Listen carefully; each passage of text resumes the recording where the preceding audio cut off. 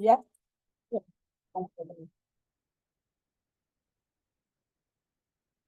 Y solo se produce, ¿no? En algunos individuos, ¿no? Que pueden, ¿no?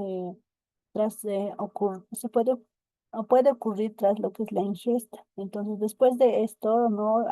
O tomas muy pequeñas de lo que son estas cantidades de alimento y que no se relaciona tampoco con ningún efecto fisiológico o que tenga también un efecto fisiopatológico propio de lo que es el mismo alimento o en el organismo, ¿no? Entonces, este término, a lo que es la alergia alimentaria, se ha utilizado abusivamente, ¿no?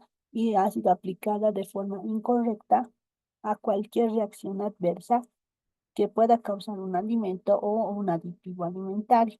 Entonces, eso es lo parte, ¿no? De lo que es la definición de lo que es la alergia.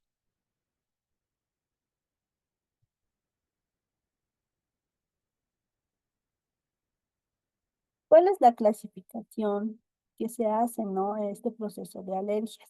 Lo tenemos por mecanismos inmunológicos, como ser las alergias mediadas por lo que es la IgE, que más que todo se ve lo que es la hipersensibilidad tipo 1, en donde la reacción no alérgica se va a producir cuando el sistema inmunitario va a liberar lo que son los anticuerpos con inmunoglobulina E en respuesta a lo que es un alimento específico. Entonces, estos anticuerpos se van a unir a lo que son las células de defensa en lo que es el cuerpo y van a liberar lo que son sustancias químicas que van a causar, ¿no? Lo que son los síntomas alérgicos. Ahora hay otra clasificación que es la alergia no mediada por lo que es la inmunoglobulina E. Esta se denomina como hipersensibilidad tipo, tipo 4, ¿no? Entonces, este tipo de alergia también en lo que es el sistema inmunitario va a reaccionar de manera diferente, ¿no? Entonces, sí, la presencia de lo que son estas IgEs. Entonces, estas reacciones pueden ser retardadas y pueden involucrar también otras células de lo que es el sistema inmunitario, como lo que son los linfocitos T.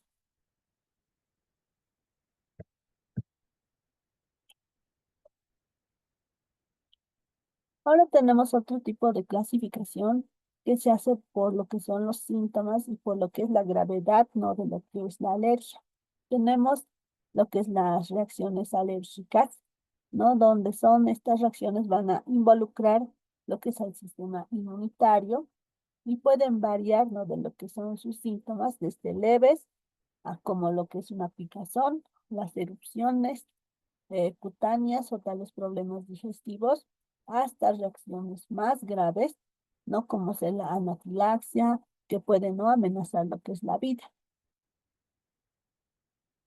En lo que son las reacciones ya no alérgicas, estas reacciones ya pueden ser causadas por otras razones, ¿no? Como pueden ser intolerancias alimentarias, toxinas o tal vez reacciones farmacológicas. Entonces, estos también síntomas pueden ser similares a los alérgicos, pero no involucran a lo que es el sistema inmunitario.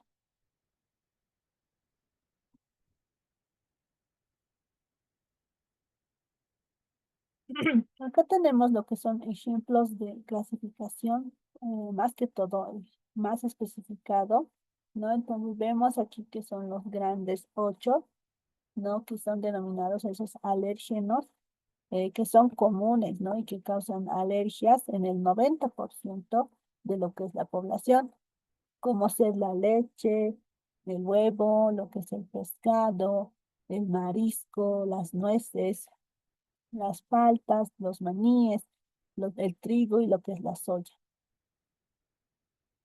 Tenemos otra clasificación como son los trofoalérgenos.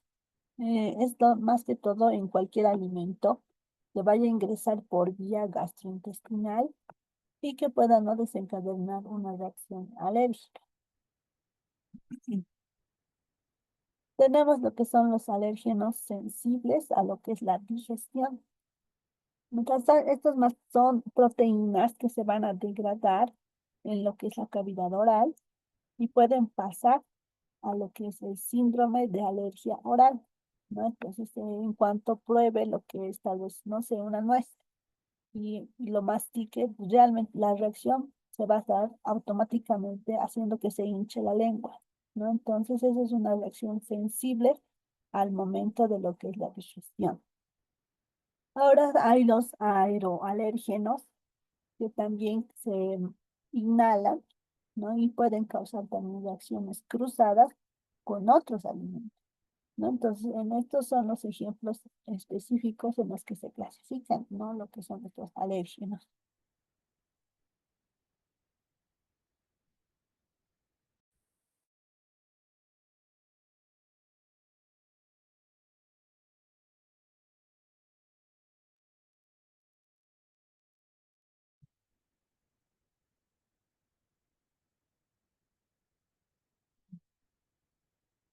Bueno, ahora pasando también a otro tipo de clasificación, tenemos a lo que es la hipersensibilidad a los alimentos, que también son mediados por la IgE, ¿no? Entonces, este mecanismo se va a caracterizar por lo que es la unión de la IgE con un receptor específico, ¿no? Que se llama la PCR1. Entonces, en lo que es la superficie de lo que son los mastocitos, este receptor va a dar un inicio de activación y lo que es la degranulación de mediadores antiinflamatorios. ¿Ya? Entonces, eso es lo que pasa cuando hay algún alimento que es mediado por esta inmunoglobulina M. Ahora, si hablamos de los mecanismos mixtos que están mediados tanto por la IgE y otras células, como ser los linfocitos TCD4, van a tener también un papel importante dentro de lo que es el desarrollo de lo que son eczemas, lo que es la inflamación eosinofílica, al producir, ¿no? Lo que son estas enzimas como la interleucina 4 y la interleucina 13, ¿no? Entonces, esto se ha descrito más que todo en aquellos pacientes que han presentado lo que es la dermatitis atópica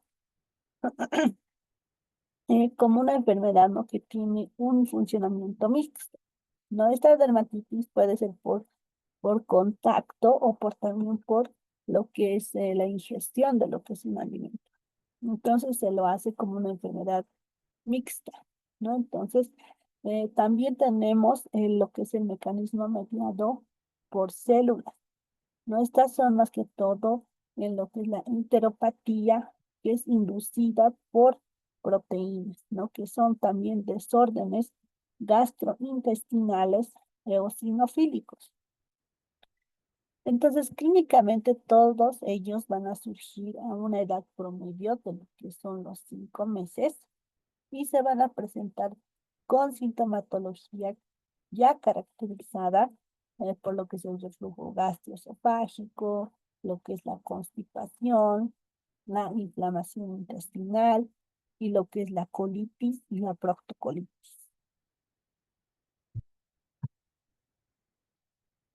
Acá tenemos un resumen, ¿no? De todo lo que es la clasificación de la que hemos visto, que era uno, era la que estaba dependiente de anticuerpos, ¿no? Como es la IgE, en donde vemos que hay un inicio agudo, ¿no? Este inicio agudo va a causar lo que es urticarias, angioedemas, lo que es el síndrome de alergia oral, lo que es rinitis, asmas, la hipersensibilidad, la gastrointestinal inmediata, lo que es la anafilaxia.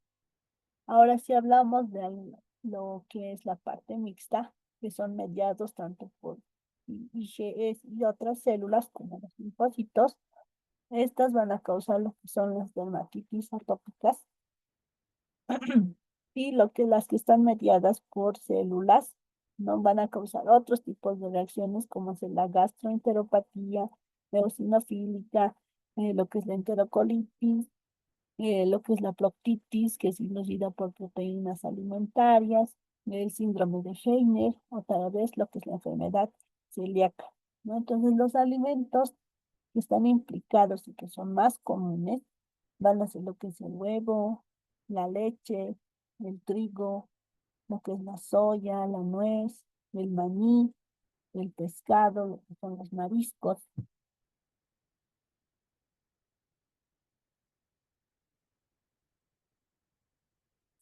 También lo que son la avena, el trigo, el centeno y lo que es la cebada, en algunas ocasiones lo que es el arroz y lo que es la soya, ¿no? Entonces, estos alimentos siempre van a estar implicados en lo que son las alergias mediadas, ¿no?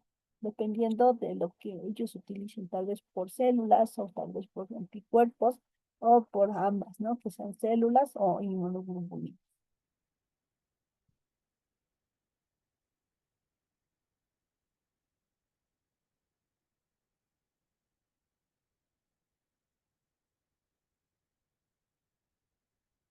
Lo que es la parte ya de la introducción a lo que son los alérgenos en la infancia, no tenemos más que todo a las alergias como será el huevo, el pescado y lo que son los mariscos, ¿no? Entonces, hablando primero de lo que es el huevo, tenemos como definición nosotros que la alergia, ¿no? A lo que es al huevo de gallina, es una reacción adversa, ¿no? Que se presenta por un mecanismo patogénico que es inmunológico subyacente, ¿no? Entonces, es más que todo provocado por la ingesta o el contacto con lo que es el huevo o sus proteínas. Entonces se debe lo que es a la reacción, más que todo, de hipersensibilidad inmediata de tipo 1 que está mediada por la inmunoglobulina E, ¿no? Entonces pertenece a ese tipo de clasificación.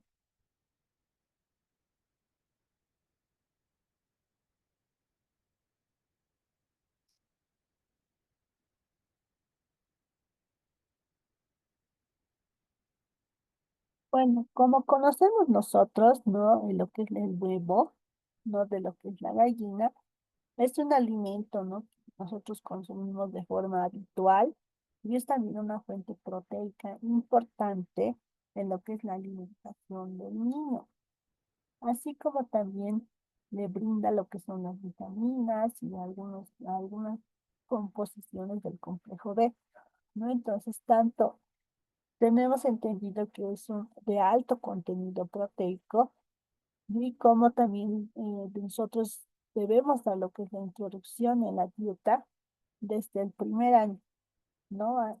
De vida y su amplio consumo también hace que sea uno de los alimentos que más frecuente, ¿no? Va a producir reacciones alérgicas en los primeros años de vida, ¿no? Entonces, debido, ¿no? A estas clasificaciones que pueden ser mediadas por células, por la IgE o pueden ser mixtas.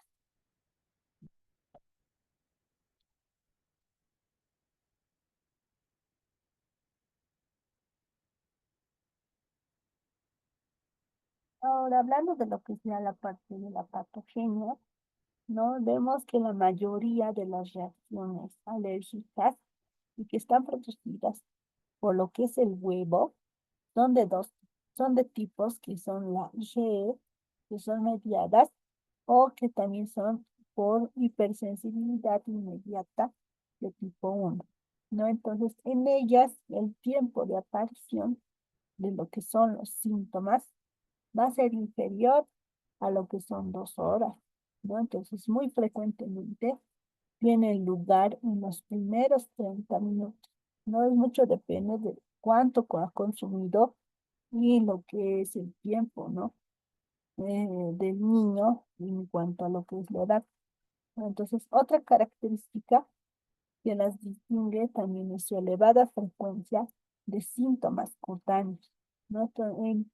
Así vemos como, así como la posibilidad, ¿no? De presentarse en forma de reacción grave, que puede ser de tipo anafiláctica, y que también se presentan pruebas cutáneas o IgE séricas positivas a proteínas de huevo, y es que se hace, ¿no? Un diagnóstico por algún test.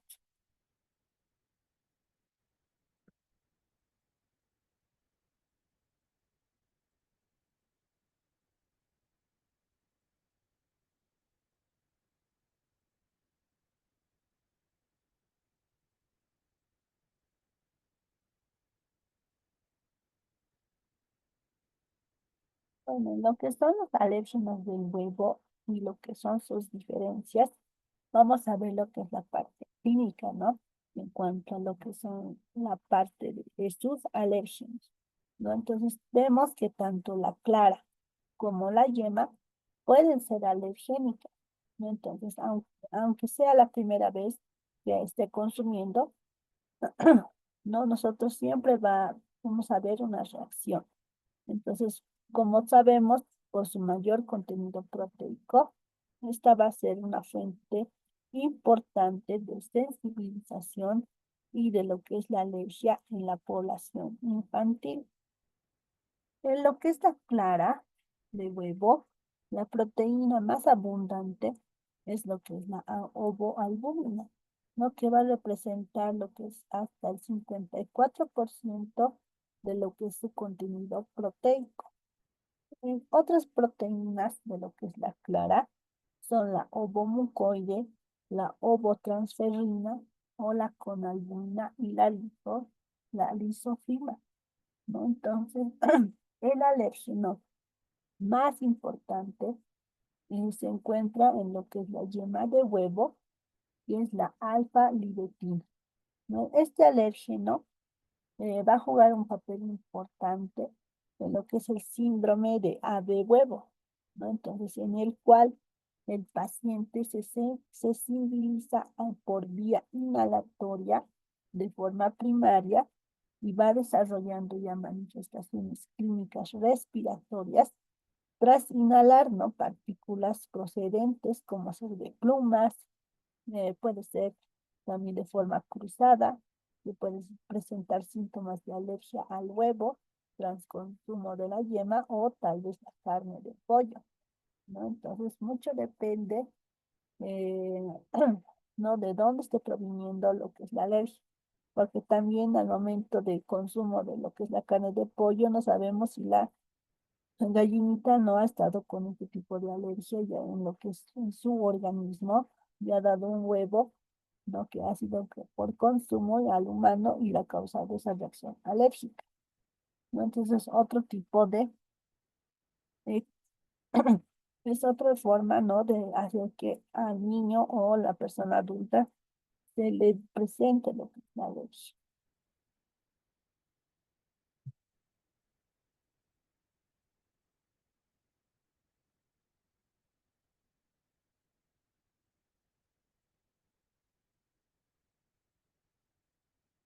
Que son los alérgenos más importantes también, lo que es el huevo son la ovoalbumina y la ovomucoide, ¿no? Entonces, la diferencia principal que hay entre ambos reside más que todo en lo que es el comportamiento frente al calor, ¿no? Entonces, ya que en el segundo se mantiene lo que es su inmunogenicidad después de someterse a 20 minutos de cocción, lo que significa que hay pacientes con sensibilización elevada, ¿no? A lo que son estas proteínas de la clara de huevo, que es la albuminina y ovomucoide, ¿no? Entonces, pueden presentar reacciones con cualquier tipo de alimento que contenga lo que es huevo. Lo que es la ovoalbumina va a ser más sensible a lo que es el calor, ¿no? Y va a perder lo que es su capacidad alergénica, ¿no? Tras exponerlo, este alimento a altas temperaturas, ¿no? Entonces, durante periodos más cortos, ¿no? Entonces, los niños están sensibilizados únicamente con lo que es la ovoalbumina, van a tolerar normalmente formas de huevo que estén bien cocinadas, como es el huevo cocido o lo que es el huevo rebozado, ¿no? Así también como trazas o bollerías que estén elaboradas con huevo, y lo que va a mejorar también lo que es la calidad de vida de lo que es el paciente, sus familias, y también va a favorecer la tolerancia posterior de formas menos cocinadas, ¿no? Entonces va a ir evolucionando, ¿no? En lo que es este pacientito, dependiendo, ¿no? Al crecimiento del niño y cómo se haya provocado la tolerancia.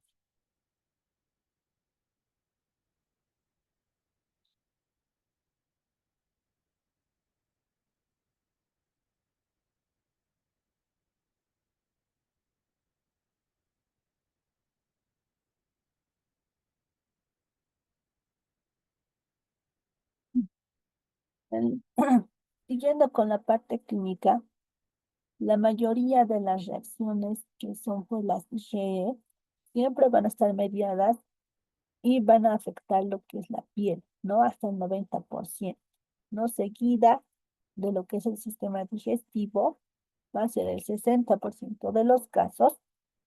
Entonces, la reacción cutánea también puede ser típica, que consiste, ¿no? En lo que es la urticaria, lo que es el prurito, el eritema, lo que es la angioedema, mientras que las náuseas y los vómitos, o tal vez molestias abdominales, pueden ser los síntomas digestivos más comunes.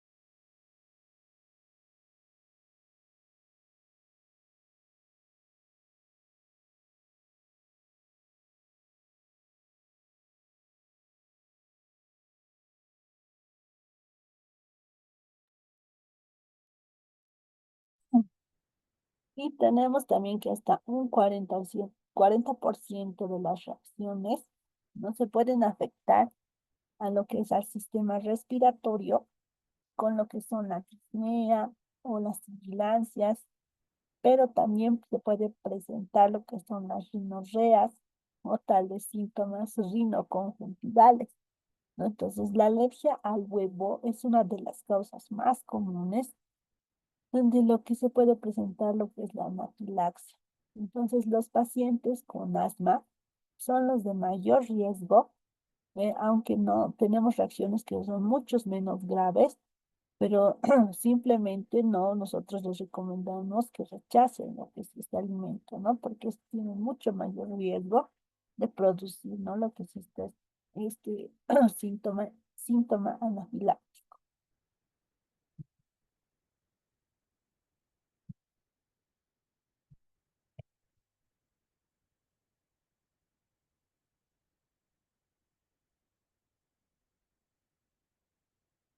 En cuanto a lo que es el diagnóstico de lo que es esta alergia al huevo, más que todo se basa en la historia clínica, ¿no? Que nos va a dar la sospecha diagnóstica, ¿no? La demostración también de lo que son los anticuerpos de la IgE específicos para lo que es la alergia.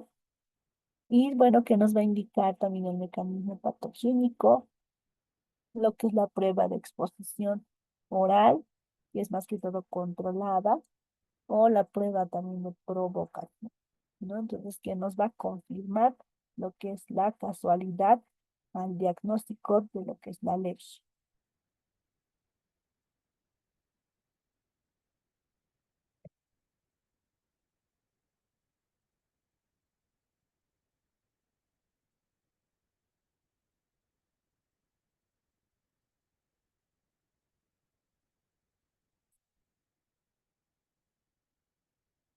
En cuanto a lo que es la anamnesis, vamos nosotros a ver si se debe recoger, dependiendo de la edad, ¿no? Ver lo que es la primera reacción con lo que es el huevo. Entonces, la cantidad que se ha preparado y la cantidad también que ha producido la reacción, el tiempo en la que ha habido esa latencia entre la toma del huevo y lo que es la aparición de los síntomas. También tiene interés el modo de contacto que ha sido con el huevo. Por supuesto que se ha visto que hay pacientes que son alérgicos y que han presentado, ¿no? Reacciones tras un beso de una persona que ha comido huevo, ¿no? O al inhalar tal vez partículas de huevo, ¿no? Tras batirlo o al cocinarlo, ¿no? Entonces todo ello va a orientar sobre el tipo de reacción que se ha sufrido y se va a ver, ¿no? Lo que es la reacción de hipersensibilidad, si ha sido inmediata o ha sido una reacción tardía. También debemos preguntar la edad de comienzo en la que ha sido introducida lo que es ¿no? el huevo como una parte fundamental en la anamnesis, ya que las reacciones van a comenzar coincidiendo con lo que es la introducción del huevo en la dieta, no más que todo de lo que es el lactante. Habitualmente a partir de lo que es el sexto mes de vida, nosotros iniciamos lo que es la alimentación complementaria, ¿no? Y a lo que es ya al mes, al sexto, al tercer, cuarta semana, nosotros hacemos la introducción, ¿no? De lo que es la clara de huevo, primeramente, ¿no? Entonces, mucho depende de la preparación que primero se introduce, digamos que es tal vez es la yema cocida, ¿no? Lo que le ha dado después de lo que ha pasado los 4 meses de lo que es la alimentación complementaria y que ha sido generalmente tal vez bien tolerada y que las manifestaciones clínicas vayan apareciendo cuando se introduzca la clara, ¿no? Entonces vamos viendo ahí y cuestionando cuál era primero, tal vez la yema, tal vez la clara, y se va viendo cuál es el que le ha causado lo que es la respuesta alérgica. Entonces, algunos niños también van a tolerar lo que es la clara cocida, pero van a presentar también síntomas cuando se van a introducir preparaciones de huevo menos cocinado, ¿no? Como ser tal vez una tortilla, un revuelto, lo que es un huevo crudo, en lo que son helados, merengues o en lo que es en la mayonesa, ¿no? También depende de cómo haya sido cocinado el huevo para ver qué tolerancia ha tenido y qué reacción alérgica se ha producido, ¿no? Entonces, como hemos visto, tal vez al momento de la temperatura, algunas reacciones alérgicas de hipersensibilidad se desaparezcan con lo que es la parte de la cocción y el calor.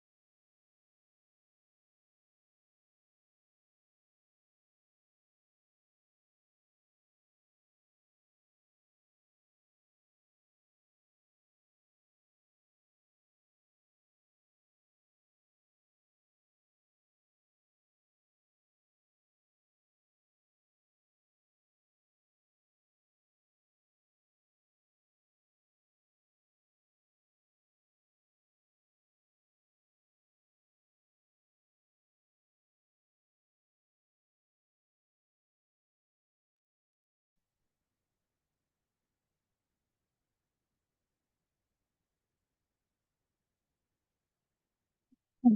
Bueno, pasando a lo que son ya la parte de las pruebas, tenemos lo que son las pruebas cutáneas, ¿no? Que si se sospecha tal vez de lo que es este tipo de alergia, que es inmediata, o por lo que es por la inmunoglobulina E, que es mediada al huevo, ¿no? Debemos demostrarnos la presencia de sensibilización al mismo. Entonces, para ello, contamos con pruebas que son cutáneas o estudios in vitro, ¿no? Entonces, las pruebas cutáneas se hacen mediante la técnica del PRIC, ¿no? Que tienen la ventaja de ser fáciles de realizar, son económicas y también son poco molestas para lo que es el paciente.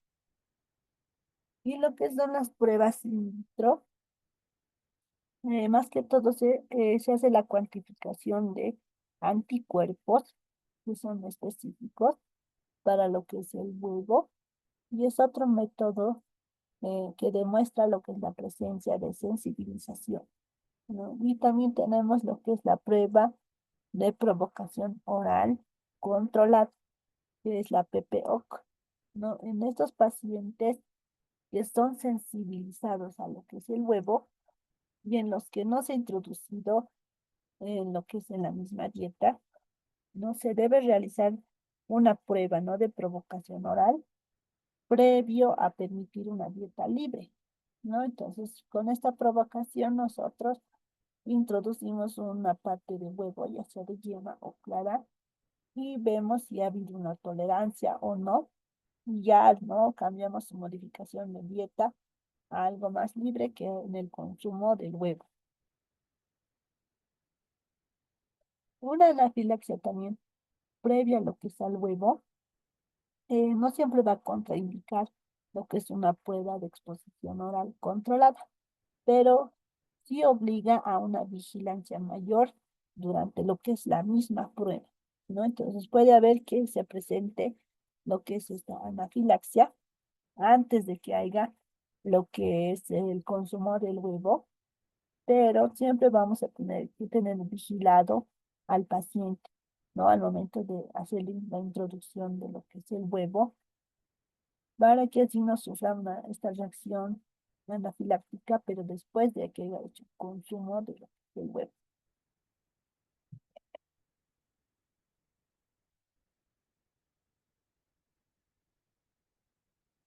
Ahora, la forma de tomar, ¿no? Lo que son las partes diagnósticas, siempre va a requerir una técnica, ¿no? Entonces, siempre se debe realizar en un entorno seguro, por un personal experimentado, que pueda también reconocer lo que son los síntomas, que son de forma precoz, y lo que son las dosis que se van a administrar y cuántas fracciones se va a dar de consumo al paciente. Bueno, las dosis, más que todo que se deben administrar, se van a hacer entre 30 a 60 minutos, tiempo que puede variar, ¿no? Según los periodos de latencia, ¿no? Entre lo que es la administración del huevo y lo que es la aparición de lo que son los síntomas. Entonces, la dosis final que se va a alcanzar será una clara o un huevo cocido o crudo, ¿no? Dependiendo de qué reacción vaya a aparecer o tal vez no vaya a aparecer ningún tipo de síntoma. Entonces, ahí recién podemos darte igual paso libre a la dieta de una forma diferente, ¿no? De preparación del huevo y que no vaya siendo tolerado poco a poco.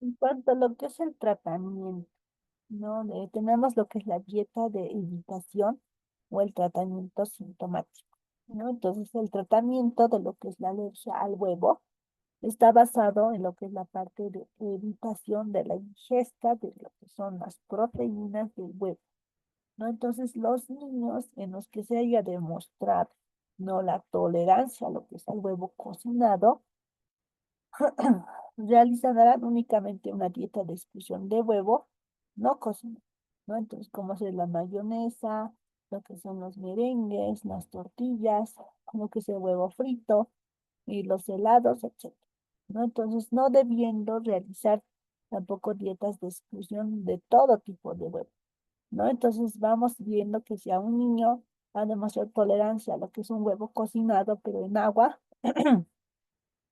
entonces esa va a ser su forma de consumo de huevo, no de las otras en las que no tienen ese tipo de preparado, ¿no? Entonces es importante también decirle esto, ¿no? Al pacientito que presente este tipo de alergia. Y en lo que son los niños alérgicos, así lo que es ya al huevo, y que estén con lo que es lactancia materna, ¿no? Claramente es, ¿no? Hasta lo que son los 2 años de lactancia materna, y bueno, con la introducción de la alimentación complementaria, entonces vamos viendo nosotros de realizarle una dieta en la que se excluya lo que es el huevo, ¿no? Y lo que es a la madre, también no debemos nosotros observarla, ya que también puede haber la aparición de sintomatología clínica tras la toma de lo que es la lactancia materna. No, como bien sabemos que la lactancia materna se pasa por ahí todos los nutrientes, toda la composición que es los alimentos. Entonces puede que la mamá esté haciendo un consumo de huevo. ¿no? Entonces, como el paciente, el niño es alérgico, le va a pasar, no todo lo que es alérgeno por lo que es la lactancia materna, ¿no? Entonces, es importante también revisar tanto a madre como a niño.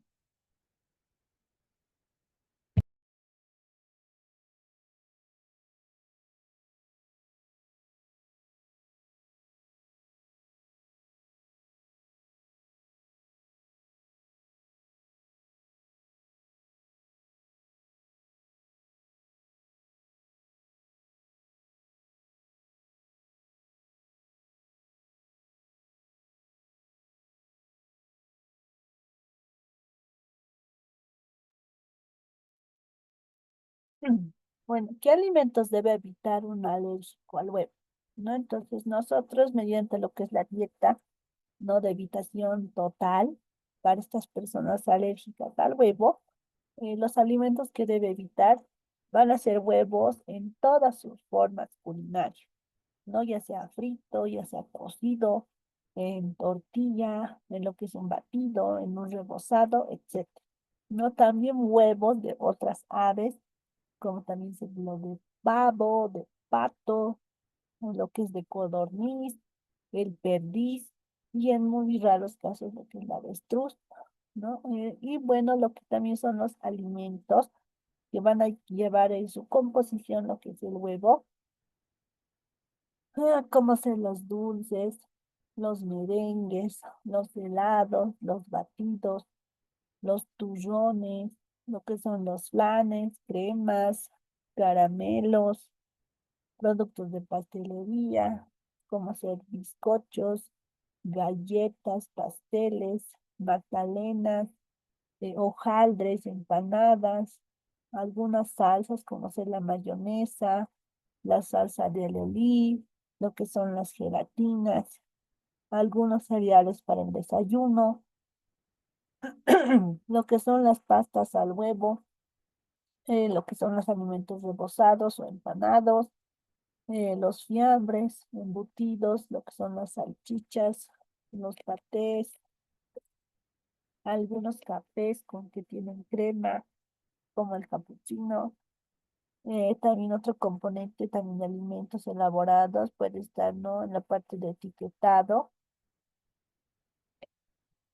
como ser, ¿no? Lo que es la lecitina, la E322, la lisotima, que es la E1105, ¿no? Otro que se obtienen también en su parte de etiqueta albúminas o coagulantes, emulsionantes, emulgentes, lo que son las bromulinas, libetinas, ovoalbúmina, ovomucoide, ovomucina, o lo que es la ovolivetina, la diterina, o la E161B, que sería la luteína, que es un pigmento amarillo, ¿no? Que utilizan para hacer algún tipo de coloración a lo que son los dulces, ¿no? Entonces, esos son en la parte del etiquetado, hay que fijarse que no tengan ninguno de estos componentes.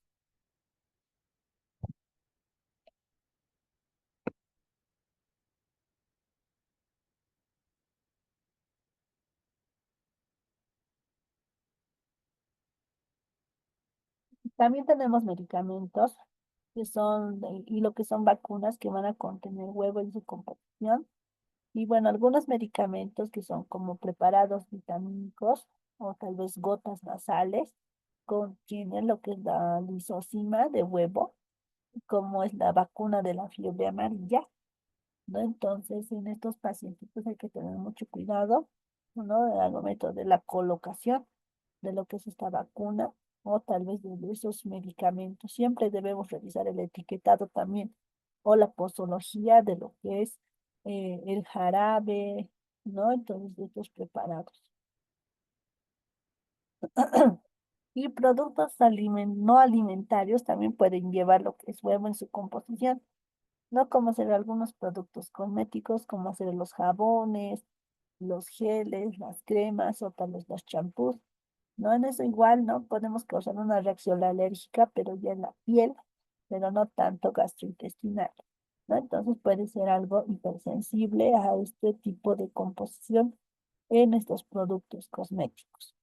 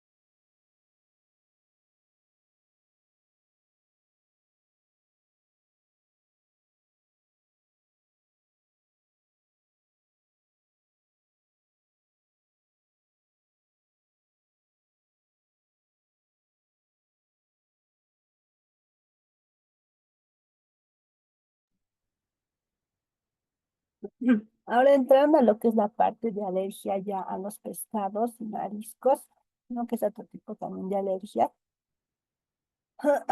Bueno, empezamos, ¿no? Viendo qué es la alergia, ¿no? A lo que es a un pescado o a lo que es un marisco. El pescado es más, junto con el marisco, uno de los alimentos que también tiene mayor número de alergias, ¿no? Que más que todo son provocadas, ¿no? Por lo que es este consumo.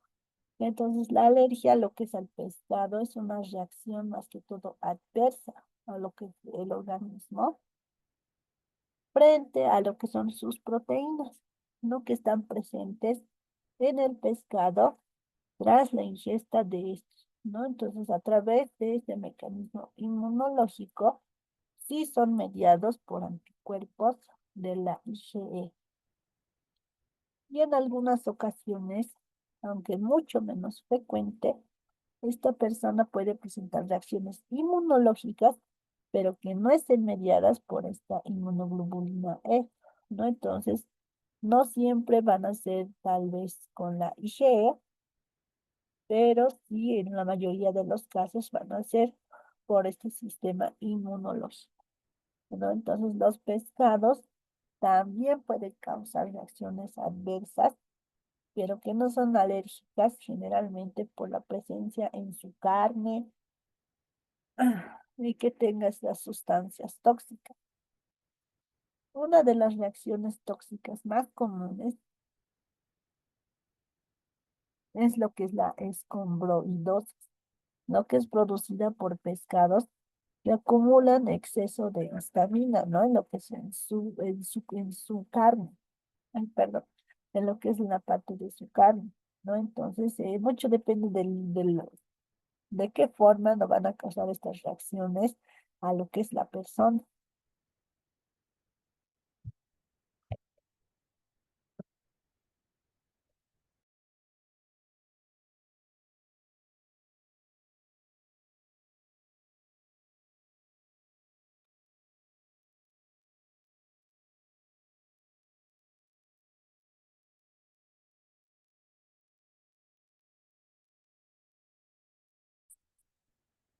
Lo que es la alergia ya al marisco es una reacción ya adversa similar a la del pescado, ¿no? Entonces también está mediada por lo que son las IgE y al igual que en el caso del pescado, pueden también producir reacciones por estar infectados por virus, por bacterias o tal vez por toxinas, ¿no? Entonces la alergia a lo que es al pescado es independiente a la alergia de lo que es el marisco, ¿no? Entonces, estos puede aunque puede haber también personas que presenten ambas a la vez, pero no es lo habitual, ¿no? Entonces, pero se puede sospechar, ¿no? Si es que haya habido una gran variedad de productos de mar en su plato, ¿no? Entonces ahí tenemos nosotros que hacer, ¿no? La captación y ver qué producto le ha podido causar, ¿no? Lo que es la alergia al pescado o al marisco.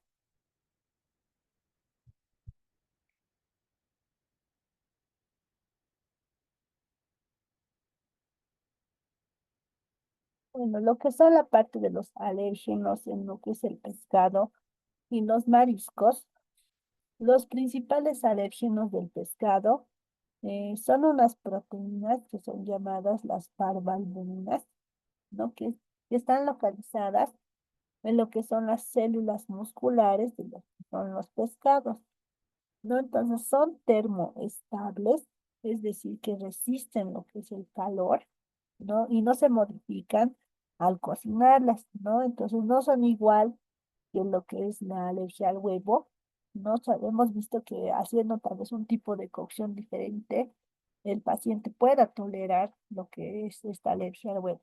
Pero en este caso, lo que es esta proteína que tiene el pescado, no se puede no destruir con el calor, ni tampoco se puede modificar. Entonces, los que son alérgicos a lo que es el pescado, suelen estar sensibilizados, ¿no? Hacia varias especies de pescado. O sea que la reacción alérgica es inmediata, ¿no? Entonces, ya que estas proteínas, que son las parvalbuminas, que tiene de cada especie, ¿no? Que de lo que tienen los pescados son muy similares entre sí, pero no son idénticas, ¿no? Pero que van a dar la misma reacción alérgica. Entonces se han descrito, ¿no? Que también hay otros tipos de proteínas que no son las paraalbuminas y que también pueden actuar como lo que son los alérgenos y que son específicas de una especie en concreto. En el caso de lo que son los mariscos, la alergia a lo que son los crustáceos es lo más común, como la gamba, que es el crustáceo más estudiado, ¿no? Que tiene una proteína del grupo B, que es la tropomiosina, que es un alérgeno principal que está en su carne, ¿no? Entonces, que está, pero sí es termoestable, pero permanece en el líquido de cocción de estos crustáceos y puede ser transportada en los vapores también de la cocción. También se han identificado estas proteínas troponosinas alergénicas en crustáceos como en los moluscos. Entonces, esta proteína no solamente puede causar una reacción alérgica al consumo, sino que también puede ser por inhalación del vapor de cocción o el consumo del agua, del líquido de cocción de este, ¿no? De este producto del crustáceo. Entonces, otra forma también de introducir lo que es este alérgeno a la persona.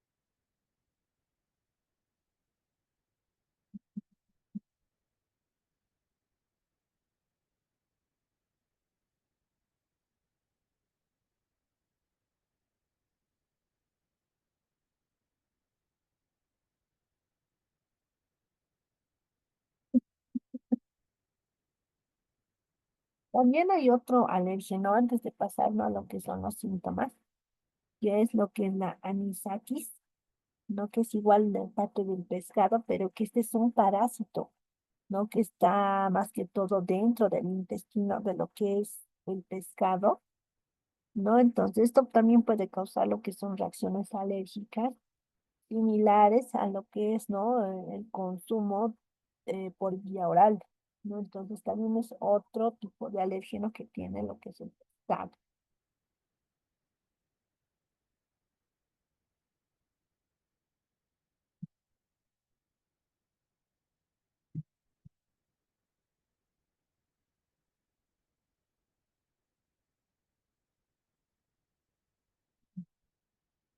Bueno, en cuanto a lo que son los síntomas de la alergia, ¿no? A lo que ya sea pescados o mariscos, las reacciones alérgicas se van a manifestar entre lo que son los 30 a 60 primeros minutos, ¿no? Después de lo que ha sido la ingestión, con síntomas, lo que es el prurito, lo que es la urticaria, en la piel en forma de ronchas,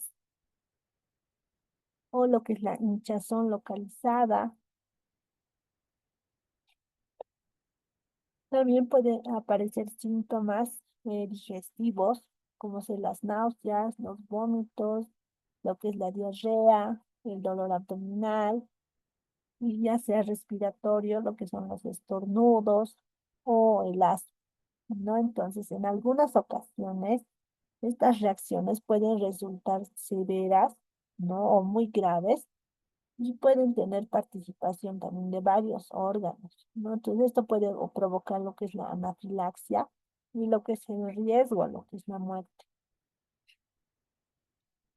Las personas asmáticas tienen más riesgo de desarrollar estas reacciones graves, ¿no? Al momento de consumo de este alérgeno del pescado o del marisco, ¿no? Entonces la alergia se puede desencadenar sin haber ingerido también el pescado, habiendo también simplemente inhalado lo que es este vapor, no de pescado, o sea, por contacto, ¿no? Al momento de cocinar, tal vez lo tocó con los dedos, pero esta persona es tan sensible, ¿no? Que le ha podido contar. Se ha podido causar la reacción alergia solamente por haber hecho contacto con el pescado.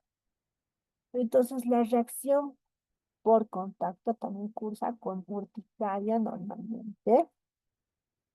Y lo que es la inhalación de vapores de pescado puede producir lo que es una crisis de asma, ¿no? Entonces, los síntomas suelen aparecer también entre lo que son los 15 minutos y lo que son las 2 horas después de lo que es la ingestión, aunque en pacientes con alergias a moluscos tienen lo que son síntomas respiratorios y cutáneos y se han descrito también lo que es reacciones tardías de hasta 7 horas después de haber hecho el consumo de este marisco, ¿no? Entonces mucho depende, ¿no? De cuánto ha consumido también lo que es el paciente.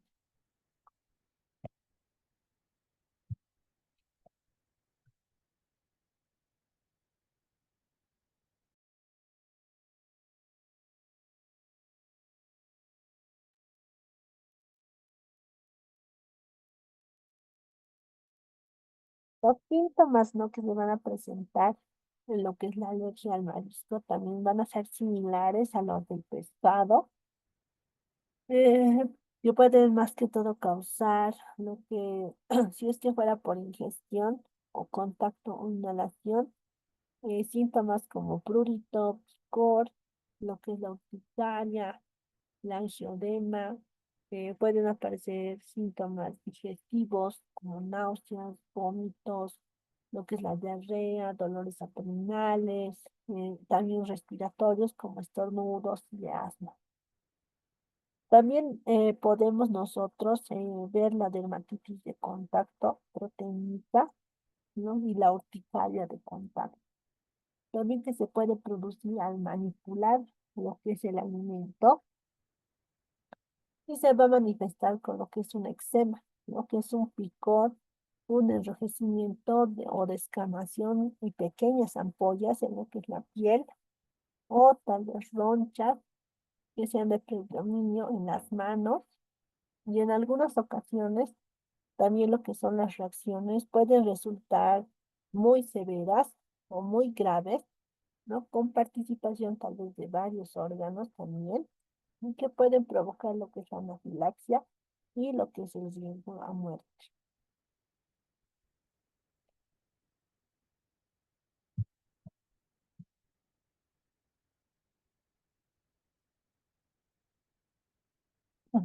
El diagnóstico que se hace, ¿no? Para lo que es la alergia al pescado se realiza mediante lo que son pruebas cutáneas, lo que es el print test y pruebas de sangre, ¿no? Para detectar lo que son los anticuerpos de la IgE, que son más que todo específicos contra lo que es el pescado.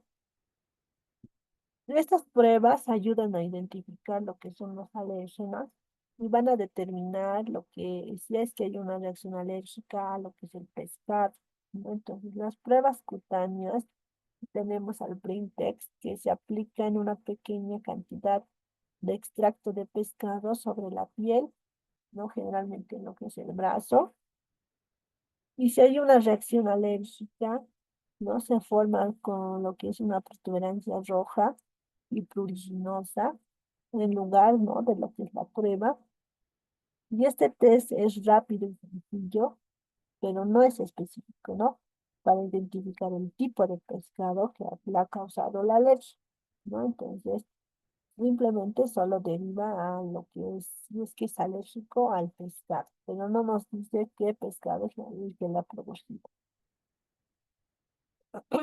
Y lo que es la prueba de sangre, más que todo vemos las IgE, se toma una muestra de sangre y se va a analizar para detectar lo que es la presencia de anticuerpos IgE que son específicos contra lo que es el pescado.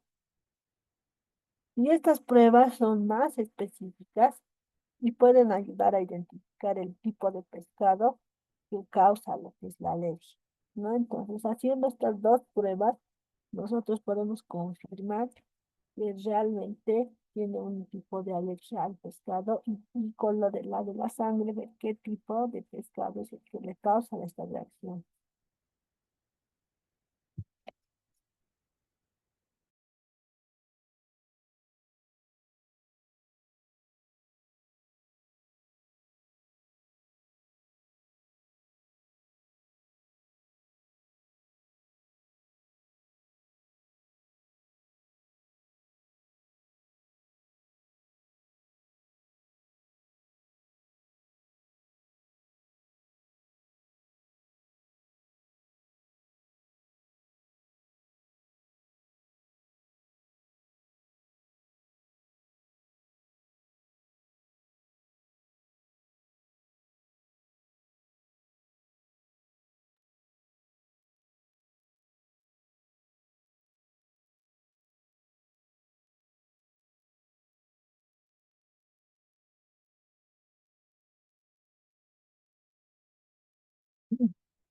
Otros métodos también para poder identificar, ¿no? Tenemos a la prueba de provocación oral también, ¿no? En algunos casos no se puede realizar una prueba de provocación oral bajo la supervisión médica, ¿no? Para confirmar lo que es la alergia al pescado. Eso más que todo es dándole, ¿no? Un trozo de pescado al paciente por vía oral y ver si presenta alguna reacción alérgica al momento de consumirlo. Tal vez alrededor de la boca le pueda salir lo que es la pena urticaria, la picazón, el prurito, ¿no? Después de haber pasado por lo menos los 20 a 30 minutos, ¿no? Entonces eso se hace más que todo con una supervisión médica para poder confirmar también que tenga esta alergia al pescado. También podemos ver lo que son los antecedentes clínicos, ¿no? En donde vemos la historia clínica del paciente, vamos a ver los síntomas y las reacciones alérgicas anteriores que haya podido tener y que también pueden ayudar lo que no a confirmar el diagnóstico que se tiene.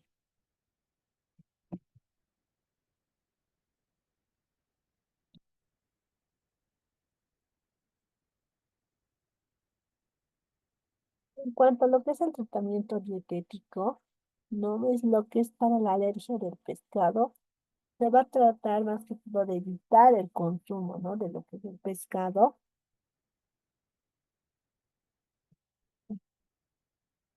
Y en su lugar vamos a incluir otras fuentes alternativas, ¿no? De proteínas, lo que son las grasas saludables y otros nutrientes esenciales.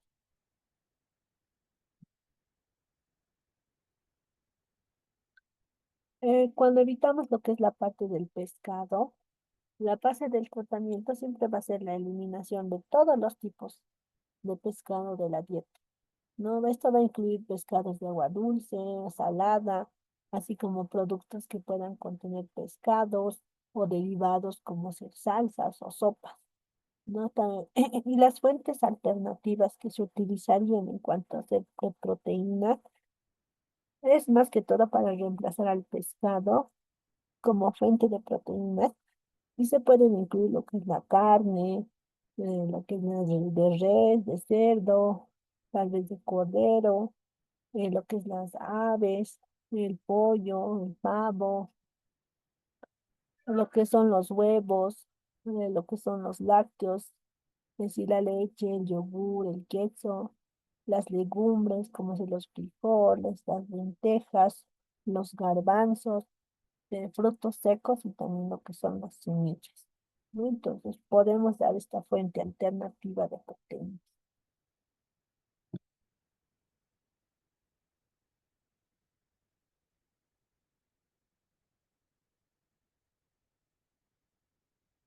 En cuanto son las grasas saludables, también es importante asegurar, ¿no? La ingesta de ácidos grasos omega 3, ¿no? Que se van a encontrar comúnmente en el pescado, ¿no? Entonces se pueden obtener estos aceites vegetales como ser el girasol, la de soja o la de maíz.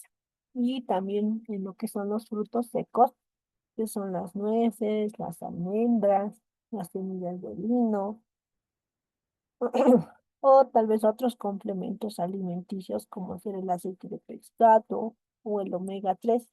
Pero el aceite de pescado no, lo ponemos un poco en duda, ¿no? Porque tal vez puede ser muy hipersensible el paciente, ¿no? Entonces, eh, lo dejamos, ¿no? Dependiendo de cuánto va a ser la hipersensibilidad que tenga, ¿no? El paciente para poder darle lo que es este aceite de pescado. Y se debe asegurar también en cuanto a otros nutrientes, que la ingesta de otros nutrientes esenciales como ser vitaminas, minerales, se hacen a través, ¿no? De lo que es una dieta equilibrada y que va a incluir lo que son las frutas, verduras, cereales integrales y otros alimentos. Ahora, en lo que es la lectura de etiquetas, también es crucial leer, ¿no? Detenidamente las etiquetas de los alimentos, ya que el pescado puede estar presente, ¿no? En ingredientes inesperados como hacer sopas, salsas, aderezos o productos procesados. En cuanto a lo que es la preparación de lo que son los alimentos, también es importante evitar lo que es la contaminación cruzada, ¿no? Al preparar alimentos.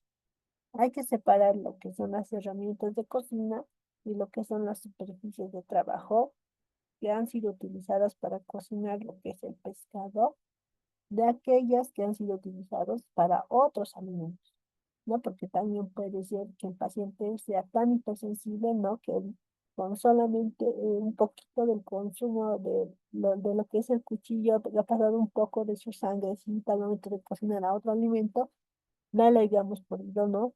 Dar esta reacción alérgica.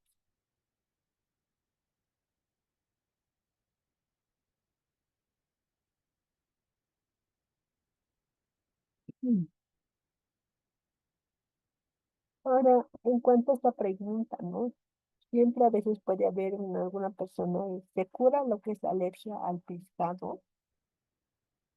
Bueno, en niños pequeños, no, la alergia al pescado puede desaparecer, pero en general es frecuente que vaya a persistir, ¿no? Conforme vaya creciendo.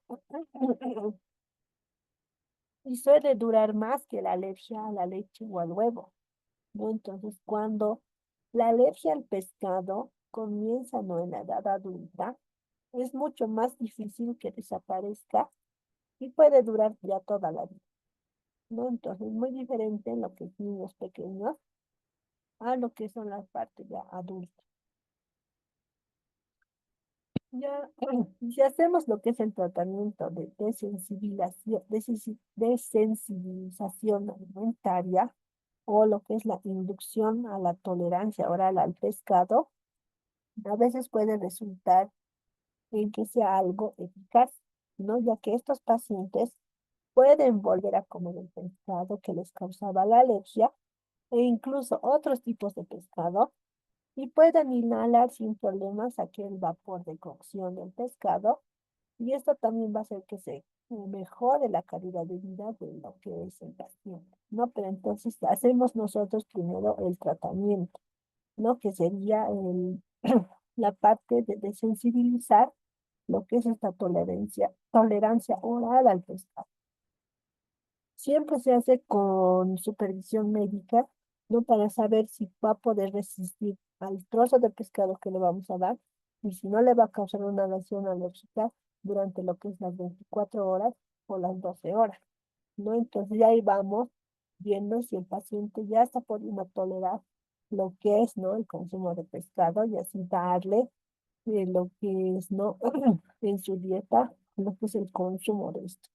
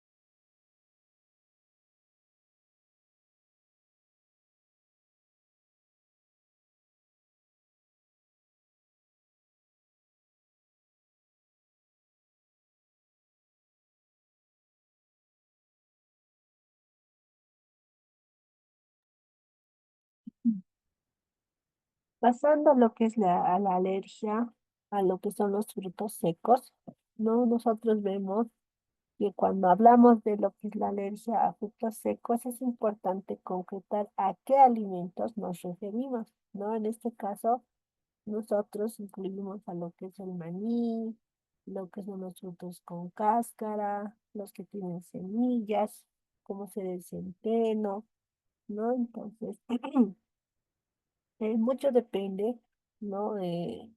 De qué frutos secos vayan a causar lo que son las alergias, ¿no? Entonces, por eso nosotros debemos siempre clasificarlas y saber cuáles son aquellas que nos van a causar cierto tipo de reacción.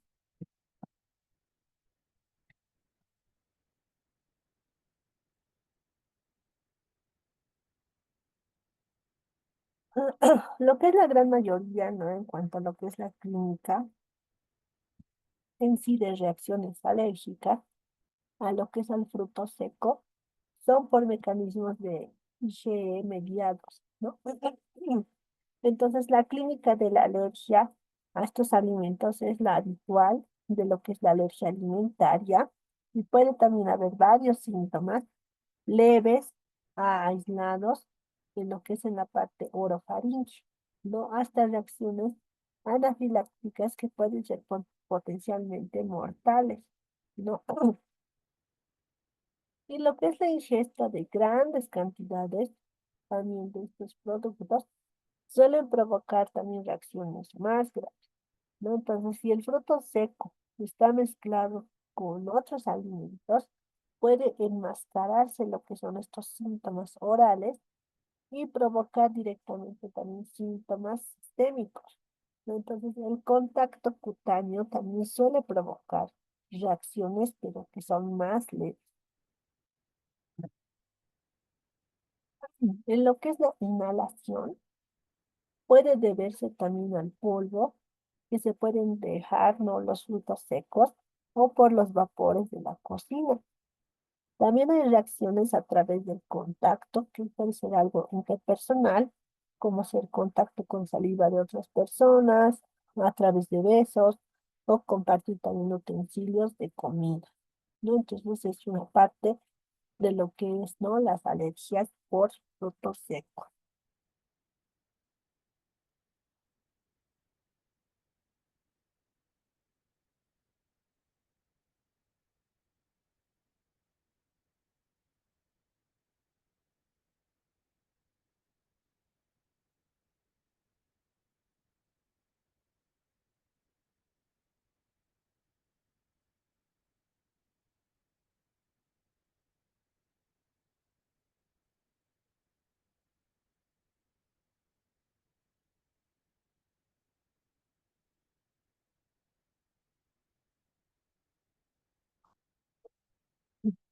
En cuanto a lo que es el diagnóstico de, de lo que es, ¿no?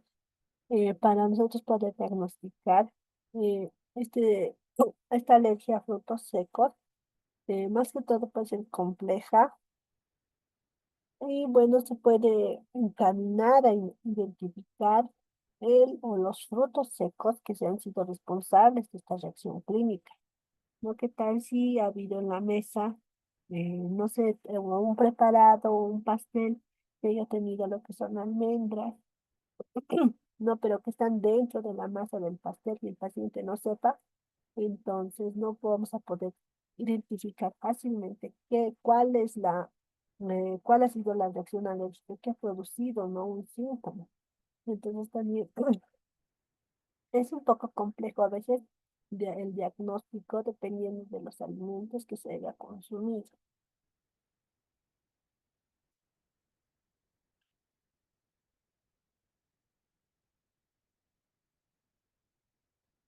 Y bueno, también tenemos nosotros que tener una buena combinación de lo que es una buena anamnesis, ¿no? Lo que es la combinación también de pruebas en vivo o en vitro, ¿no? Que nos va a dar también una aproximación diagnóstica, como en el resto también de diagnósticos en lo que son las alergias alimentarias. El gold estándar es la prueba de exposición controlada, es de doble ciego con placebo. No, eso quiere decir que nosotros le damos una cierta cantidad de cualquier tipo de fruto seco, ¿no? Y le decimos, ¿no? Que lo vaya probando y que ese paciente no sabe, ¿no? Cuál es el que le está tocando, en sí, cuál es el que le va a causar la reacción alérgica, ¿no? Y eso es lo que es la parte controlada, doble ciego con placebo, ¿no? Entonces, no, para poder identificar como un sistema de diagnóstico. Es importante también realizar un diagnóstico de precisión para evitar dietas que sean innecesarias, ¿no? A algunos frutos secos que pueden ser comunes en nuestra dieta. Al momento de identificar, a veces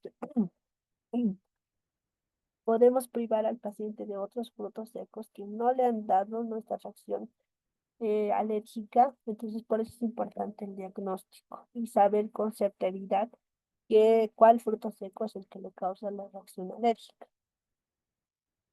En lo que es la anamnesis en alergia a frutos secos, una buena historia clínica también es clave en lo que es en el diagnóstico de esta alergia a frutos secos, ya que es importante identificar los frutos secos que son responsables o que son sospechosos de la reacción. Y en ocasiones a veces puede ser difícil, dado que que la reacción no siempre se va a presentar tras la ingesta de estos frutos secos, sino que puede pasar eh, 12 horas, 30 minutos, 20 minutos, mucho depende, ¿no? Del consumo, la cantidad del paciente.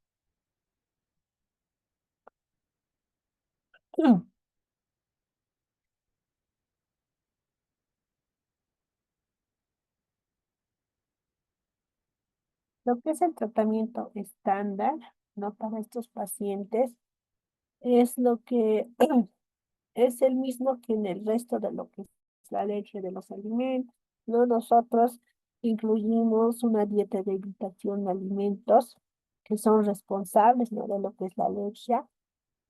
En lo que es la parte de la dieta, nosotros vamos a incluir o vamos a hacer la exclusión de aquellos frutos secos en los que se haya constatado lo que es una alergia o aquellos también en los que existe una alta probabilidad, mientras no se descarte mediante una prueba de exposición controlada, no a lo que es la alergia a este fruto. No, no, ahí tenemos, ¿no? Lo que son los frutos secos que pueden causar o semillas, ¿no? Como es la almendra, el anacardo, la avellana, la pecana, lo que es la nuez, lo que es el pistacho también.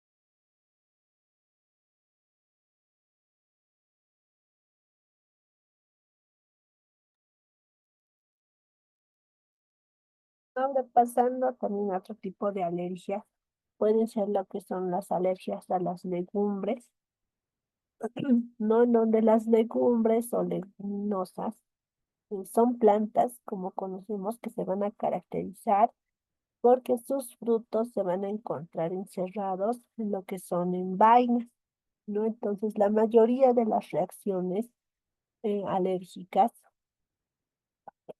van a ser producidas por estos alimentos, ¿no? Y más que todo se debe a la ingesta, ¿no? De como sea de cacahuates, la soja, las lentejas, los guisantes y los garbanzos. También podemos nosotros encontrarlos como espesantes o estabilizantes, ¿no? Entonces se utiliza también en alimentos envasados, en lo que es en la industria alimentaria.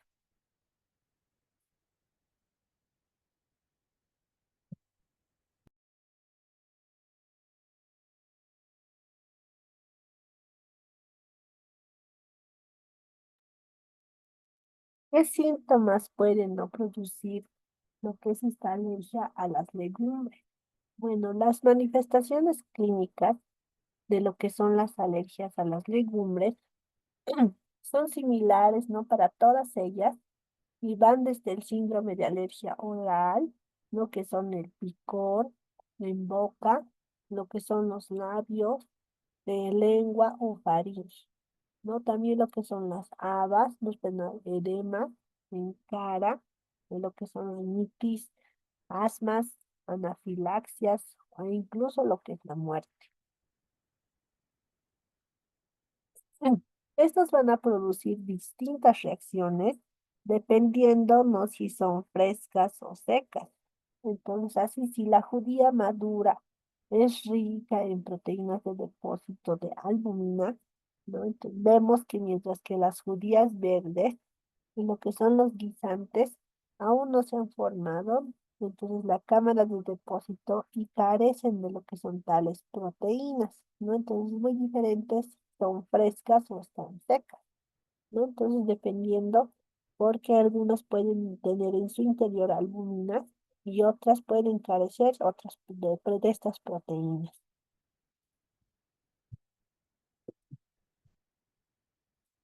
En muchos alimentos también debido al calor, esto se modifica, ¿no? Entonces, la estructura de lo que son estas proteínas de estos alimentos vegetales va a disminuir lo que es su alergenicidad o lo que es la capacidad de producir una alergia. Sin embargo, puede que haya una resistencia cuando nosotros provoquemos la desnaturalización térmica, química o proteolítica, ¿no? Entonces, es una característica común y a las legumbres e incluso se ha visto que con el calor aumenta lo que es la alergenicidad. Entonces, lo que es estas legumbres a veces no siempre van a poder perderse mediante lo que es la parte del calor o la cocción, su reacción alérgica, sino que va a haber otras que van a poder aumentar poder aumentar su parte alergénica, ¿no? Entonces, no es tan preciso, ¿no? El momento de hacer el tipo de cocción. Lo que es el maní tostado es que es capaz de unir 20 veces más lo que es la inmunoglobulina E. Y está, ¿no? De lo que es la parte de los sueros de los pacientes que son alérgicos y en lo que es el crudo, ¿no? Entonces, es mejor el consumo para estos pacientes que sean, ¿no? Manís crudos, ¿no? Que lo que son los manís tostados. ¿Por qué? Porque tienen 90 veces más IGS en su composición cuando está tostado. Entonces, mucho depende del tipo de cocción también de nuestros alimentos.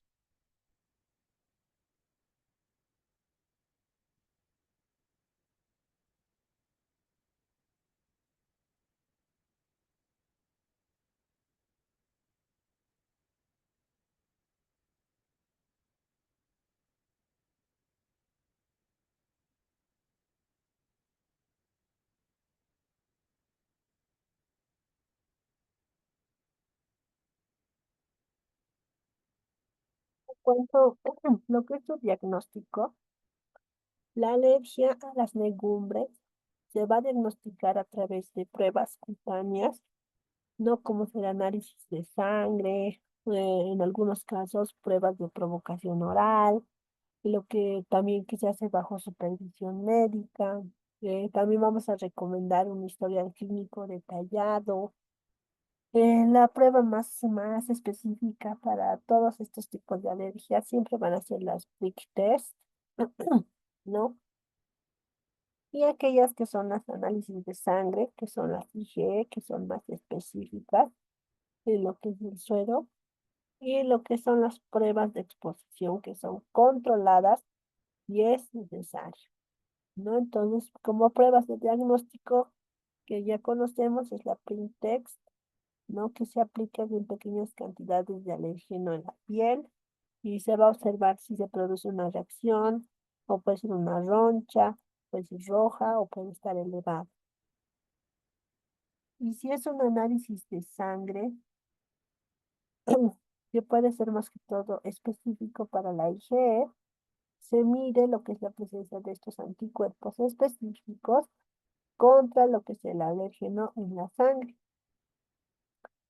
Y lo que es la prueba de provocación oral, que en algunos casos también se ingiere una pequeña cantidad de lo que es este alimento sospechoso bajo también la supervisión médica para observar, ¿no? Si se produce alguna reacción.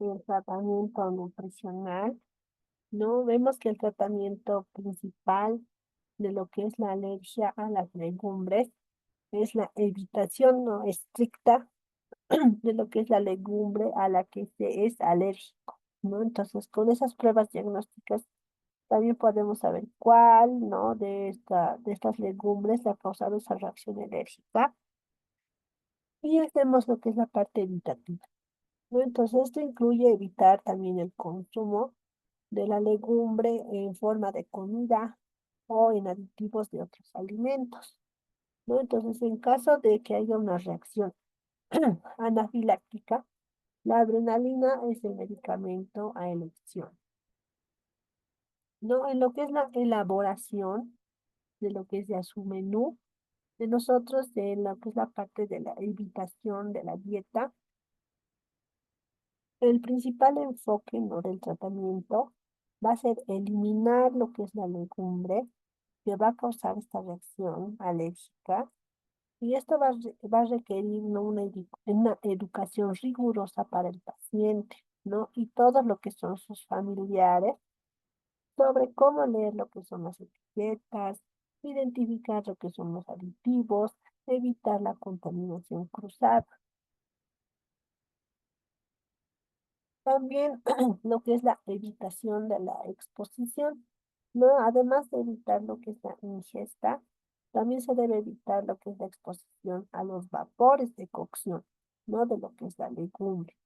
Porque hay pacientes, como dijimos, que pueden ser hipersensibles a lo que es el alérgeno de ese alimento.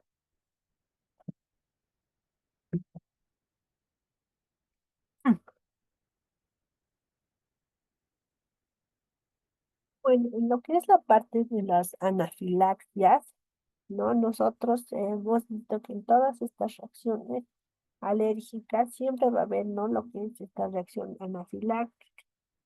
Entonces, las causas por las que se ocasionan, ¿no? Estas reacciones es más que todo por el sistema inmunitario, ¿no? Que va a generar lo que son anticuerpos, ¿no? Que van a proteger al organismo contra ciertas sustancias extrañas, ¿no? Entonces, Cuando hacemos nosotros la derivación, tal vez de lo que es la prueba de boca, de probar el bocado, se puede producir esta anafilaxia, la anafilaxia, ¿no? Entonces, esto en cierta forma nos ayuda, ¿no? A ver si el paciente es realmente diagnosticado con ese tipo de alergia. Entonces, los síntomas de la alergia no suelen ser siempre mortales al momento de causar esta anafilaxia, ¿no? Entonces, pero puede ser grave cuando, digamos, damos una cantidad excesiva y la anafilaxia no se pueda controlar, ¿no? Y esto puede no causar que haya un desencadenante para más que todos los niños, ¿no? A causar lo que es la muerte, ¿no? Porque hay lo que es el taponamiento de lo que es las vías respiratorias y también puede haber signos y síntomas que pueden ser como reacciones cutáneas. En el momento, si es que se da una poca cantidad, puede que ese aire con esta anafilaxia dado estas reacciones, el picazón, de lo que es una piel enrojecida, o tal vez si le tomamos la presión, puede haber una presión arterial baja, una hipotensión, puede haber lo que es la constricción de las vías respiratorias, lo que es la inflamación de la lengua o lo que es la parte de la garganta.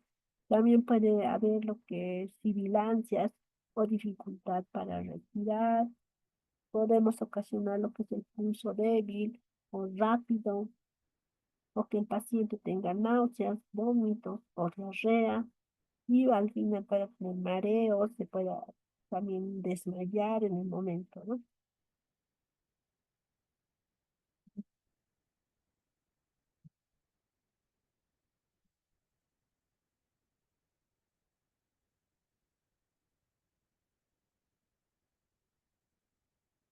Ahora, digamos que nosotros le hemos dado mayor cantidad de alimento alérgico al paciente como prueba de tolerancia, ¿no? Entonces, ¿eso qué puede ocasionar? Al final, cuando no hacemos nada, cuando llega una etapa de tiempo anafiláctico, puede llegar a ser un shock anafiláctico, ¿no? Este paciente puede ser siempre supervisado por lo que es la parte médica, pero si es que llegara a lo que es este shock anafiláctico, también nosotros no tenemos que ver cómo vamos a ayudar, ¿no? A este paciente, porque esta ha sido una respuesta inmediata y sistémica de lo que es este organismo a la exposición de esta sustancia, ¿no? A que el individuo ha sido alérgico. Entonces, esta respuesta alérgica extrema se va a disparar más que todo por alimentos, por los medicamentos.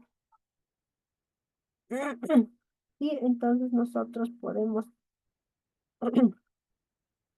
hacer que el cuadro clínico del paciente se vaya a hacer mucho más grave, ¿no? Y vaya a afectar a varios órganos, como ser el sistema cardiovascular, la parte respiratoria, lo que es la parte digestiva, ¿no? También lo que es, en cuanto más es que todo la piel, puede ser que las palmas y las plantas presenten picores, en lo que es en el cabello, en lo que es el área genital, ¿no? Entonces también por eso es importante tener al doctor a nuestro lado en cuanto hagamos esa prueba de tolerancia oral.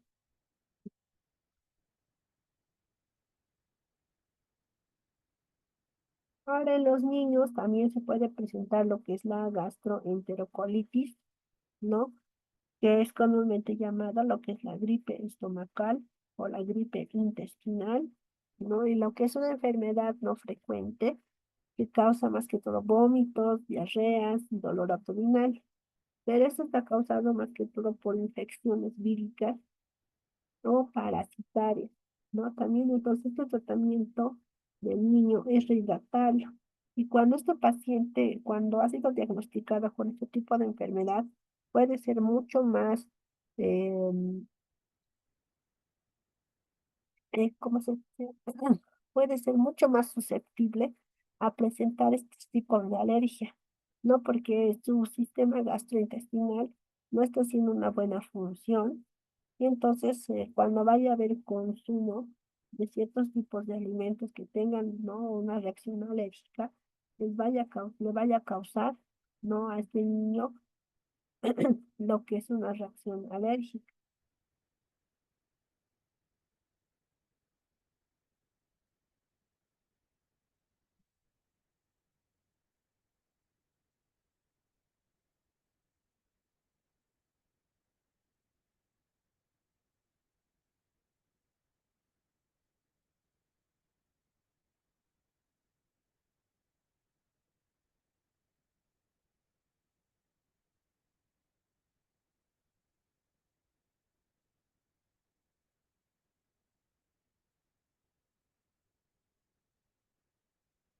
Entonces, las cosas más importantes, ¿no? De saber que de la parte de la anafilaxia, o que es el shock anafiláctico, que siempre se va a producir al cuando nosotros no sepamos, no saber la cantidad de cuánto vamos a dar de consumo al paciente y lo que es la gastroenterocolitis en niños, ¿no? Que puede haber una confusión, ¿no? Cuando hay el diagnóstico también de lo que es esta enfermedad, juntamente con lo que es la parte de la alergia. Entonces es importante saber estas dos definiciones.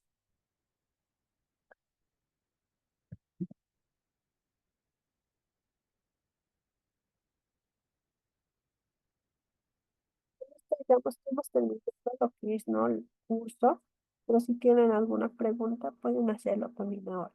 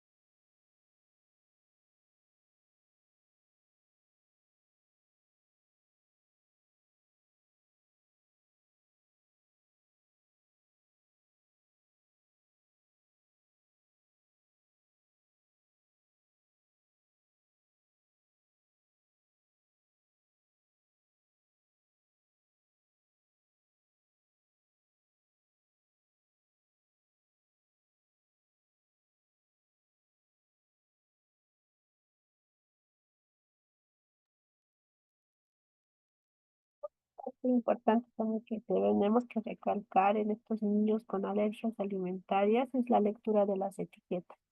Ya, esto también es crucial para evitar reacciones alérgicas a estos pacientes.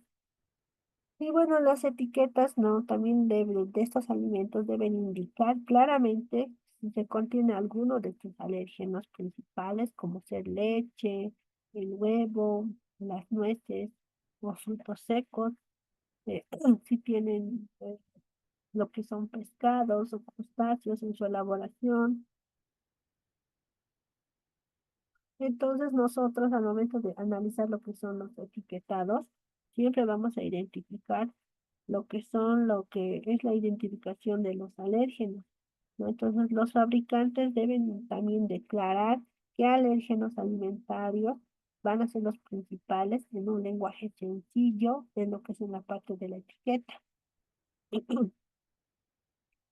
También deben usar lo que es el uso de la palabra contiene, ¿no? En donde los alimentos van a contener también, en donde los alimentos que contienen alérgenos se van a aclarar, ¿no? Entonces, cuando ponen contienen, pues las personas saben ya qué, qué, qué alimentos son los que están utilizando. Ahora, en lo que es la declaración en la lista de ingredientes, también los alérgenos se pueden declarar en la lista de ingredientes, ¿no? Entre paréntesis, o como por ejemplo albúmina, huevo, ¿no? Que algunos de los productos sí tienen esa derivación, pero otros no, porque algunos no conocen lo que es la albúmina, digamos, en su otra propiedad del huevo, ¿no? Entonces es también bueno que lo especifiquen con lo que la albúmina es parte del huevo. También deben tener lo que es un resaltado, ¿no? Lo que son los alimentos envasados y lo que son los alérgenos se deben resaltar en lo que es en la lista de ingredientes para que se pueda identificar fácilmente, ¿no? Para tanto los familiares como también para los que son los pacientes.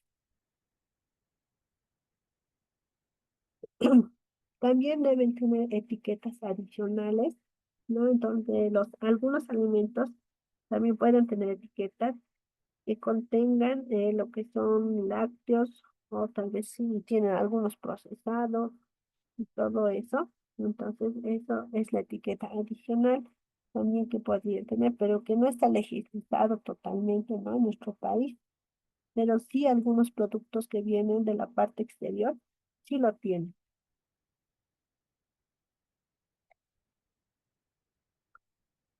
Licenciada, buenas noches. ¿Puedo hacerle una pregunta? Sí, dime. Quisiera saber, bueno, en estos temas que ha tocado estos días, por ejemplo, el déficit de Down, la celiaquía y en este caso las alergias y, bueno, las intolerancias, ¿será realmente efectivo el tratamiento con probióticos para estos pacientes, probióticos y prebióticos?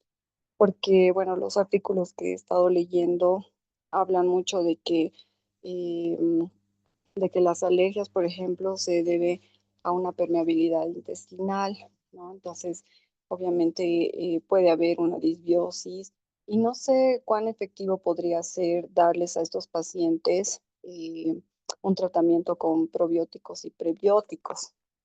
No sé si usted nos puede decir algo al respecto.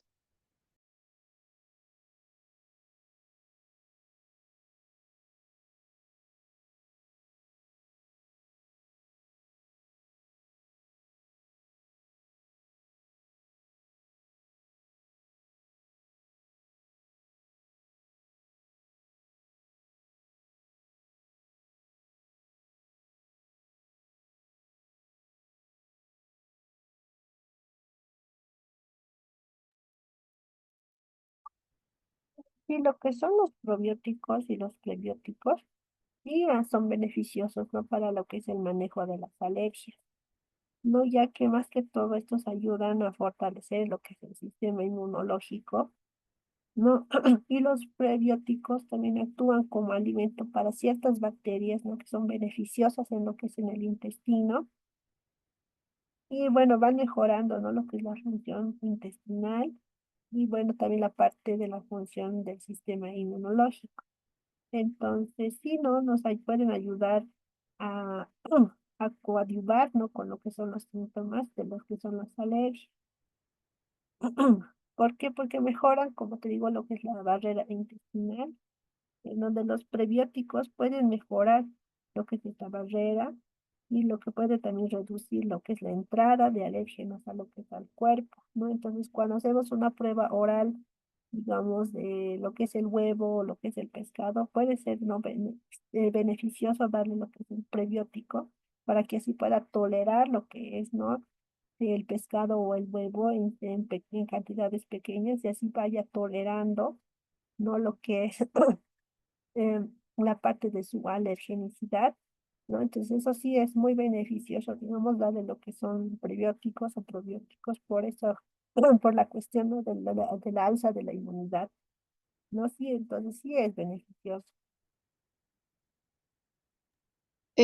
Perdone, licenciada. Entonces, antes de probar tolerancia con alguno de estos alimentos, sería bueno hacer un tratamiento con prebióticos. ¿Y cuánto tiempo podríamos darles? ¿Qué dosis y cuáles recomendaría, por favor?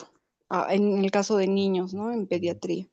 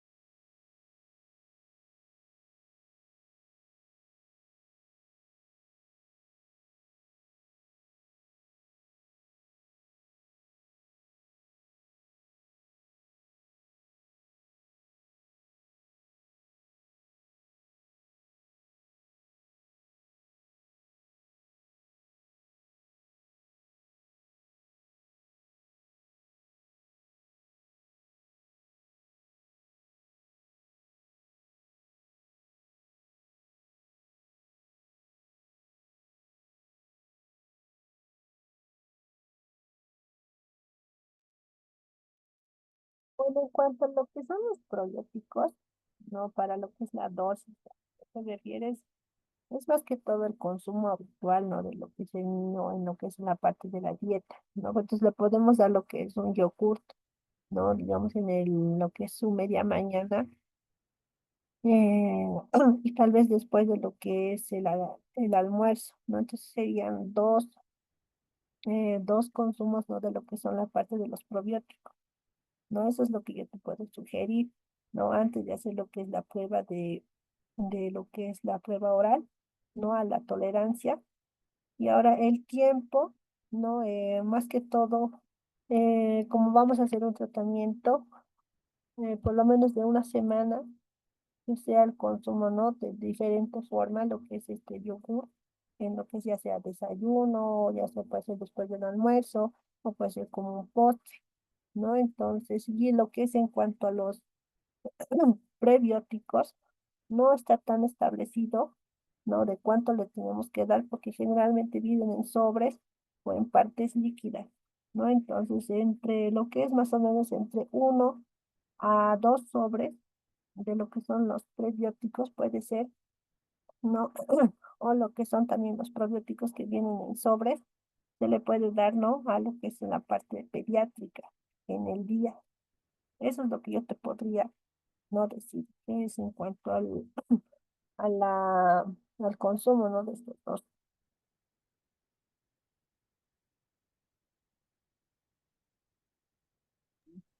Vaya, disculpe, licenciada, pero o sea, usted está sugiriendo que tenemos que dar el tratamiento de probióticos con yogurt o con alimentos, ¿no? Pero yo me refería a suplementos, ¿no? Que ya están, ya se venden, digamos, y que realmente podrían ser más favorables, porque, por ejemplo, el tema de los yogures actualmente están viniendo más dulces, están ya alterados, ¿no? Ya no vienen naturales y al mismo tiempo están utilizándose con espesantes. Entonces, no tenemos la certeza de que sean yogures como deberían ser, con probióticos además. Solamente, digamos, tienen cepas de lactobacilos, pero obviamente nos faltan las bifidobacterias y entonces, ¿qué yogures podrían ser buenos o podría ser el kefir? Pero yo, por ejemplo, en pacientes en pediatría les he sugerido el kefir y la reacción es muy extrema. O bien les da la diarrea inmediata o bien les da estreñimiento en el caso de estos niños que tienen alguna patología, digamos. Entonces, no sé si se podría hacer por vía suplementaria. Ya, ok. Bueno, en lo que es la vía suplementaria, solamente serían, como te digo, la parte de los sobres o los líquidos que hay como la enterogermina, ¿no? Eso conocemos que es un líquido que se toma, ¿no? Una vez al día y que proporciona lo que es los prebióticos, ¿no? Y también algunos probióticos. En cuanto a esa vía, puede ser una, que es la parte farmacéutica, ¿no? Que es realmente pura, no es enterogermina. Bueno, no se ha establecido cuánto se debe recomendar, pero sí, digamos, algunos pediatras o gastroenterólogos sugieren que se pueda tomar 2 veces o 3 veces al día lo que es esta prueba farmacéutica, ¿no? Que es la enterogermina. Pero sí, no se tiene, digamos, una dosis recomendada en cuanto a lo que es, ¿no? La suplementación, ya por eso, digamos, por estas vías de farmacológicas. Eso sí no te podría decir, porque no ha habido, digamos, algo establecido para estos pacientes, digamos, en cuanto a los prebióticos o probióticos. Supongo que depende mucho de que si está presentando, ¿no? Diarreas o no diarreas, ¿no? Entonces no está establecido, pero sí, digamos, les dan estas ampollas de enterogermina para poder, ¿no? Hacer que se pueda formar una buena barrera intestinal y les vayan a dar, ¿no? Lo que son estas partes de probióticos.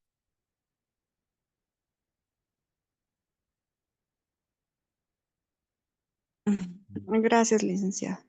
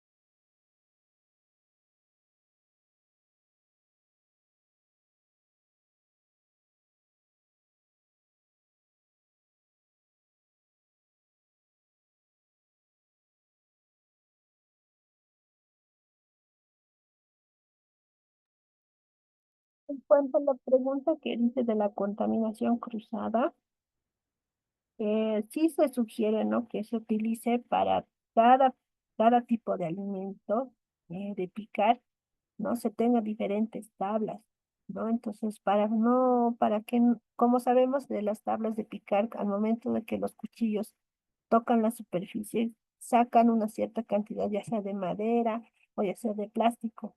Hasta hay alimentos que se impregnan los colores, los olores. Entonces, sí es necesario de que cada alimento tenga su tabla de picar, ya sea para carnes, para lo que son las frutas o para lo que son las verduras, ¿no? Entonces, sí es importante lo que es el cambiado de los utensilios, ¿no? Aunque en cuanto a lo que es también los cuchillos, no, también es importante que hagan el cambiado de lo que son, o sea, que tengan clasificados, ¿no? ¿Qué cuchillo va a ser solo para carnes? ¿Qué cuchillo solo va a ser para frutas? Entonces, eso es también necesario para lo que es, que no haya lo que es esa contaminación cruzada.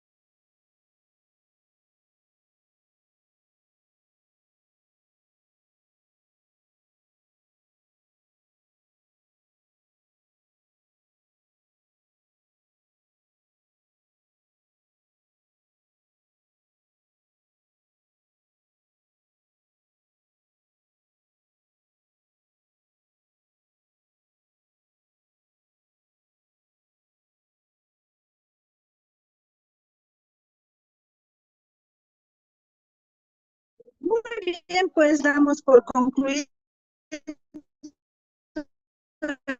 el curso de alergia e intolerancia alimentaria en pediatría. Los certificados y las grabaciones en el grupo del curso. Que tengan